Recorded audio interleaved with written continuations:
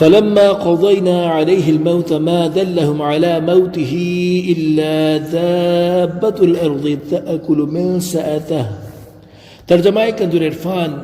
پھر جب ہم نے سلیمان پر موت کا حکم بھیجا تو جنوں کو اس کی موت زمین کی دیمک نہیں بتائی جو اس کا عصا کھا رہی تھی۔ فلما خر تبينت الجن أن لو كانوا يعلمون الغيب ما لبثوا في العذاب المهين۔ پھر جب سلیمان زمین پر آ رہا تو جنوں پر یہ حقیقت کھل گئی کہ اگر وہ غیب جانتے ہوتے تو اس ذلت و خواری کے عذاب میں نہ رہتے۔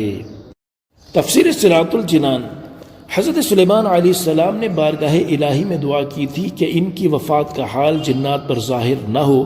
کہ انسانوں کو معلوم ہو جائے کہ جن غیب نہیں جانتے۔ پھر آپ علیہ السلام محراب میں داخل ہوئے اور حسب عادت نماز کے لیے اپنے عصا کے ساتھ ٹیک لگا کر کھڑے ہو گئے۔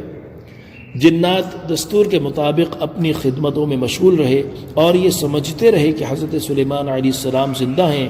اور حضرت سلیمان علیہ السلام کا عرصہ دراز تک اسی حال پر رہنا ان کے لیے کچھ حیرت کا باعث نہیں ہوا، کیونکہ وہ بارہا دیکھتے تھے کہ آپ علیہ السلام 1 ماہ 2 ماہ اور اس سے زیادہ عرصے تک عبادت میں مشغول رہتے ہیں، اور آپ علیہ السلام کی نماز بہت لمبی ہوتی ہے، حتیٰ کہ آپ علیہ السلام کی وفات کے پورے 1 سال بعد تک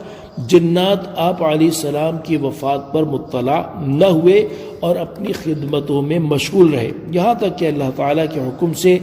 دیمک نے آپ علیہ السلام کا عصا کھا لیا اور آپ علیہ السلام کا جسم مبارک جو لاٹھی کے سہارے سے قائم تھا زمین پر تشریف لے آیا۔ اس وقت جنات کو آپ علیہ السلام کی وفات کا علم ہوا۔ اس آیت سے معلوم ہوا کہ انبیاء کرام علیہ السلام کے مقدس اجسام وفات کے بعد گلنے اور مٹنے سے محفوظ ہیں۔ فلما خر، پھر جب سلیمان زمین پر آیا، یعنی جب حضرت سلیمان علیہ السلام کا جسم مبارک زمین پر تشریف لایا تو جنوں پر یہ حقیقت کھل گئی کہ وہ غیب نہیں جانتے، کیونکہ اگر وہ غیب جانتے ہوتے تو حضرت سلیمان علیہ السلام کی وفات سے مطلع ہو جاتے اور اس ذلت و خواری کے عذاب میں نہ رہتے اور 1 سال تک عمارت کے کاموں میں تکلیف اور مشقتیں نہ اٹھاتے رہتے۔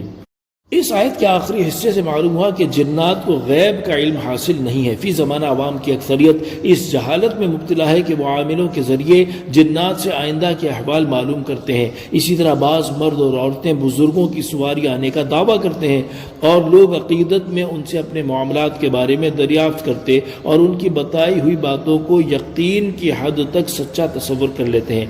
یاد رکھیں کہ جنات سے غیب کی بات پوچھنی حماقت اور اشد حرام ہے اور ان کی دی ہوئی خبر پر یقین رکھنا کفر ہے۔